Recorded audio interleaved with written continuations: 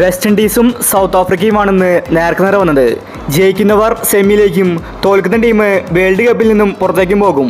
അതുകൊണ്ട് ജീവൻ മരണ പോരാട്ടമായിരുന്നു ഇന്നത്തെ മാച്ച്. വളരെ വാശിയേറിയ മത്സരമായിരുന്നു. അവസാനത്തെ 8 ബോളിൽ 11 റൺസ് സൗത്ത് ആഫ്രിക്കൻ ടീമിന് ആവശ്യമായിരുന്നു.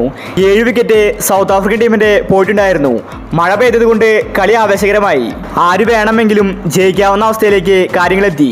അപ്പോൾ ഇന്നത്തെ സൗത്ത് ആഫ്രിക്ക വെസ്റ്റ് ഇൻഡീസ് മാച്ചിനെ പറ്റിയാണ് നമ്മൾ ഈ ഒരു വീഡിയോയിൽ നോക്കുന്നത്. ഇത്തരം ക്രിക്കറ്റ് ന്യൂസിന് വേണ്ടി ഈ ചാനൽ മറക്കാതെ സബ്സ്ക്രൈബ് ചെയ്യൂ. ഇന്ന് ഫസ്റ്റ് ബാറ്റ് ചെയ്തത് വെസ്റ്റ് ഇൻഡീസ് ആയിരുന്നു. അവർക്ക് തുടക്കം തന്നെ പിഴയ്ക്കുന്ന കാഴ്ചയാണ് കാണാൻ സാധിച്ചത്. ആദ്യ ഓവറിൽ തന്നെ ഷായ് ഹോപ്പ് ഔട്ടായി മടങ്ങി. കഴിഞ്ഞ മത്സരത്തിൽ ഹോപ്പായിരുന്നു വെടിക്കെട്ട് ബാറ്റിംഗ് കാഴ്ചവെച്ചത്. പിന്നീട് വന്ന നിക്കോളാസ് പൂരനും ഔട്ടായി മടങ്ങി. 2 ഓവറിൽ തന്നെ 2 വിക്കറ്റ് വെസ്റ്റ് ഇൻഡീസിന് പോയി. ഇതോടുകൂടി അവർ ഡൗൺ ആയി. പിന്നീട് അങ്ങോട്ടും വെസ്റ്റ് ഇൻഡീസിൻ്റെ വിക്കറ്റുകൾ പോകുന്ന കാഴ്ചയാണ് കാണാൻ സാധിച്ചത്. എങ്കിലും വെസ്റ്റ് ഇൻഡീസ് 20 ഓവറിൽ 8 വിക്കറ്റ് നഷ്ടത്തിൽ 135 റൺസ് ഇന്ന് എടുത്തിട്ടുണ്ടായിരുന്നു. സെക്കൻഡ് ബാറ്റിങ്ങിന് ആഫ്രിക്ക ഇറങ്ങി. ഡീകോക്കും ഹെൻഡ്രിക്സുമാണ് ഓപ്പണിംഗ് ഇറങ്ങിയത്. ഹെൻഡ്രിക്സ് ഡെക്കിൽ പുറത്തായി. ഡീകോക്കും പെട്ടെന്ന് തന്നെ കൂടാരം കയറി. പിന്നീട് സ്റ്റബ്സും ക്ലാസിനുമാണ് പിടിച്ചു നിന്നത്.